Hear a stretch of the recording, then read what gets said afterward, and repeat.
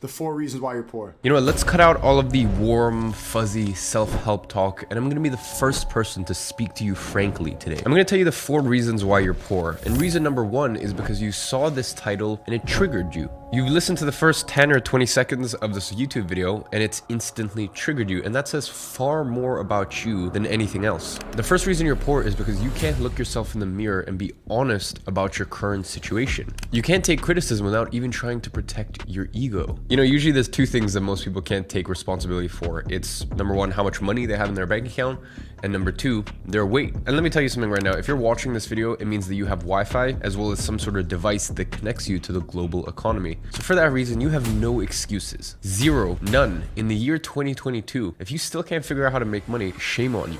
Now, let me make a very, very important caveat, because there's a lot of people I know who don't make much money and they're genuinely happy. They love their situation, they love their life, and I can see it in their eyes. You know, you can tell a lot when you actually look someone in the eyes.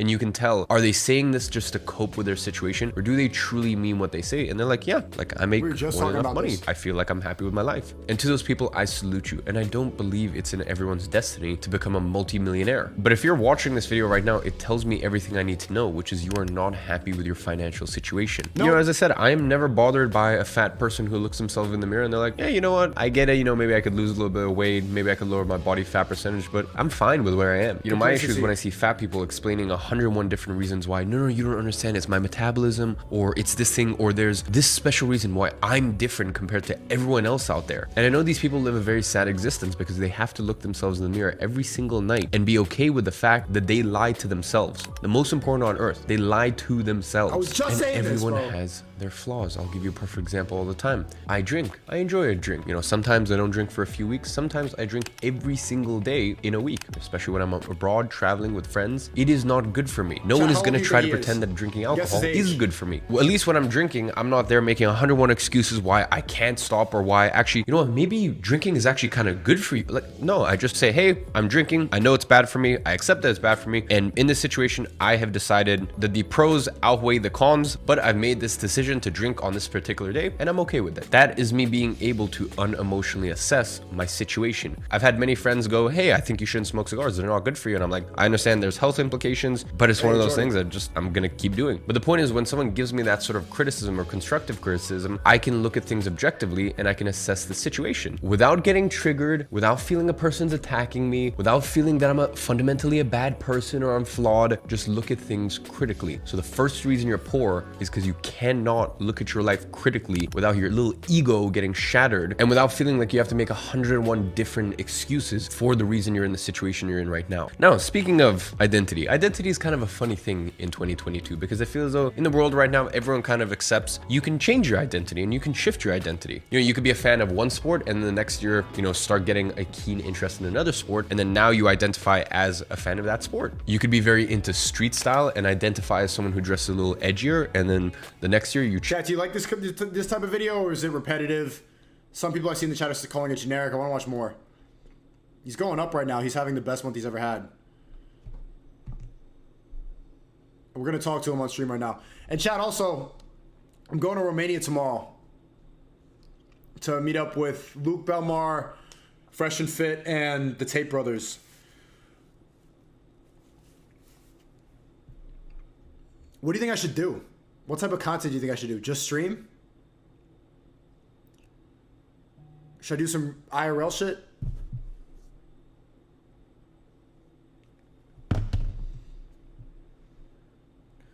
The 7 best purchases to make in your 20s.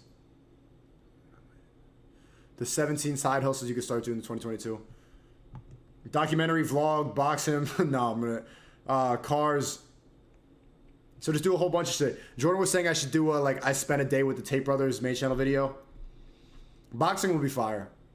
And get roasted for my terrible form.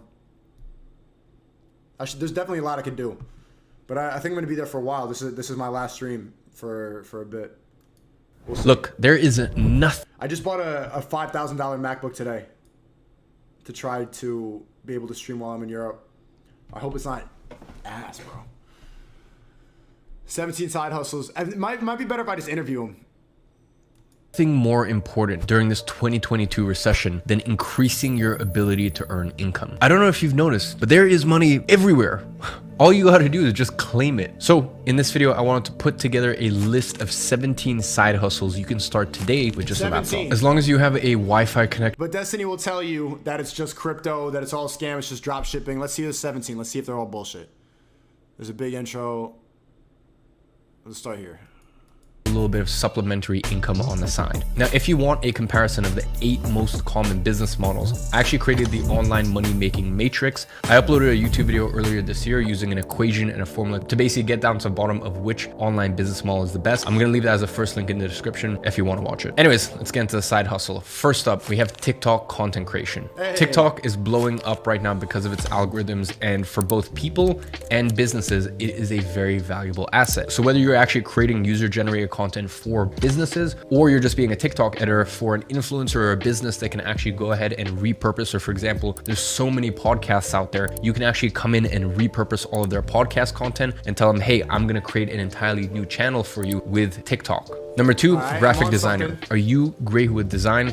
Then go ahead and look at places like Twitter and search graphic design help on Twitter. You know, on Twitter, people will put out, hey, do you know any good graphic designers? This is actually a very easy way to get clients. You need to understand that there are hundreds of thousands of businesses out there that need better graphic design work. And the difference in pay that they're willing to give between a good graphic designer and a great graphic designer is massive. Number 3, we have a boutique marketing agency. This is services, any sort of service. It could be literally anything, whether that be thumbnails, Facebook ads, Google ads, TikTok ads, email marketing, whatever it is, basically any service that helps businesses make more money. And the agency aspect of it is simply using leverage. No longer just doing it yourself, but using drop servicing to actually have someone else fulfill the services for you.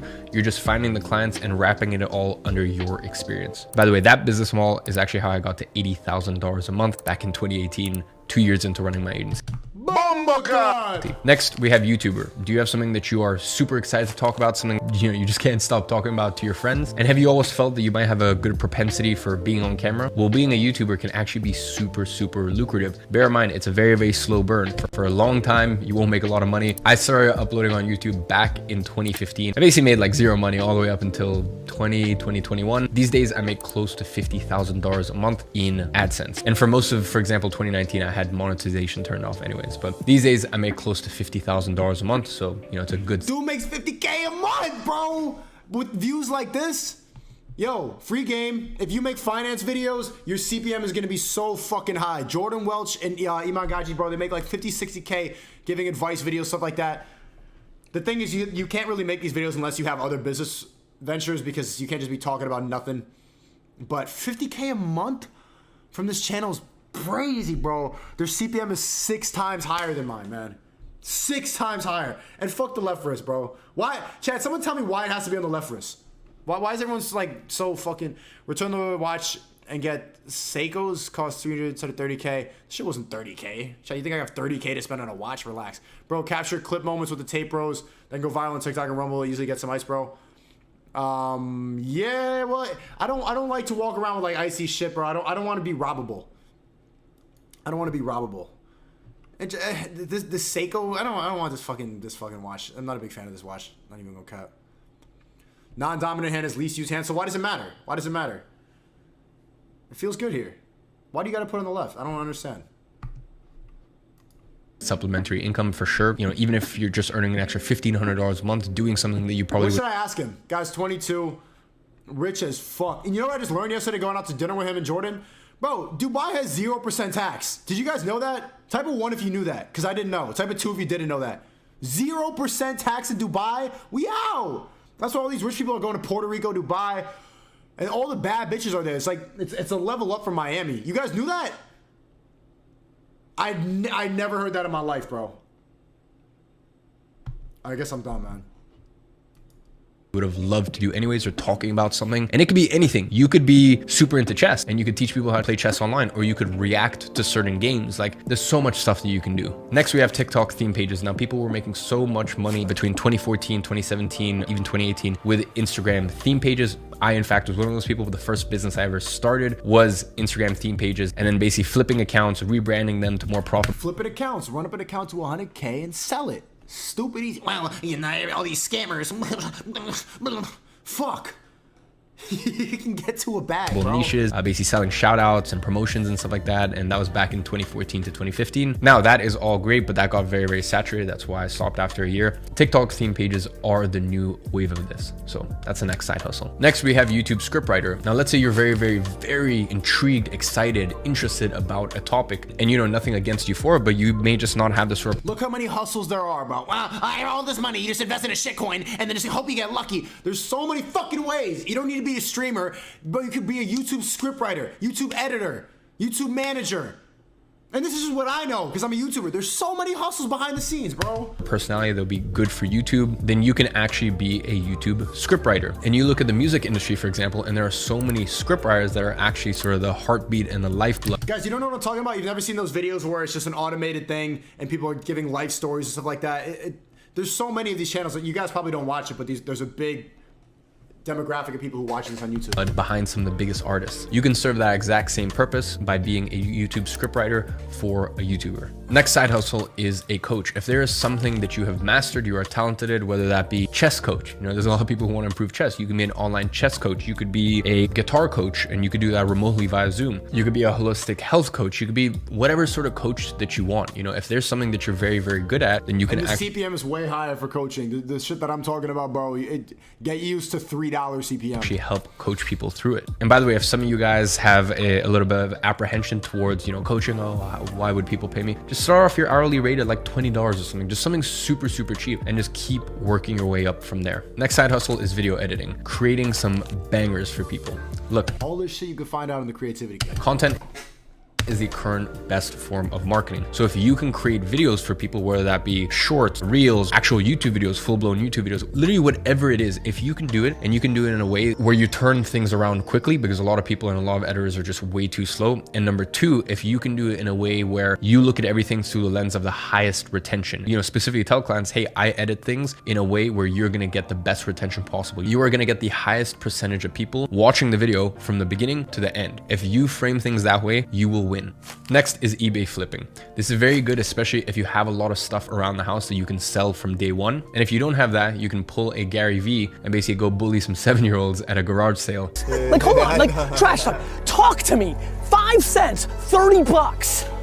People working fucking 4 hours for 30 bucks. I'm only joking, but I do find some of those videos pretty funny. So yeah, you can get some of those stuff and then go ahead and list it on eBay. And you know, a lot of your competition won't know how to list things properly. They won't know how to market things properly. You know, they won't know how to actually take photos with the right lighting. So if you know how to do that, you're gonna have a massive competitive advantage. And this side hustle has been there for thousands and thousands of years. There will always be an arbitrage, okay? There will always be a difference between the people who don't know how to market and the people that do. And you take two people selling the exact same thing.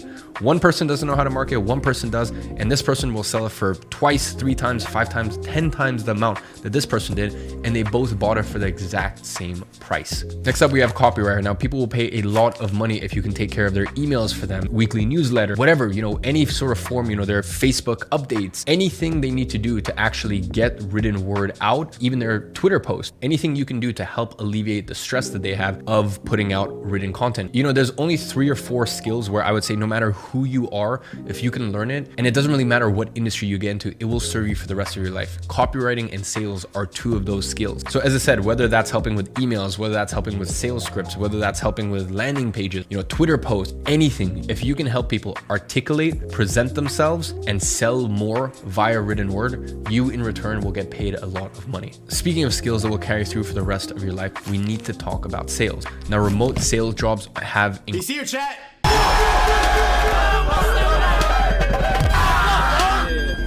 That's it. Your job?